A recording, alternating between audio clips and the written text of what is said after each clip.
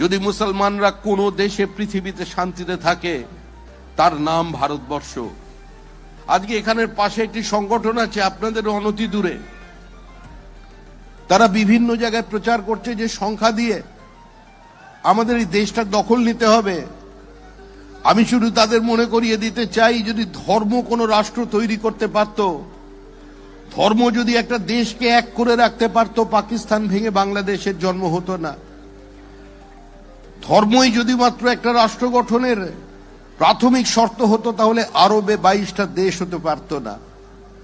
ধর্মই যদি একমাত্র রক্ষা কবচ হতো, তাহলে আমেরিকা থেকে ডোনাল্ড ট্রাম্প আজকে উড়ে এসে সমস্ত মুসলিম দেশের এয়ার স্ট্রিপ ব্যবহার করে ইরানের ওপরে বোমা বর্ষণ করতে পারত না।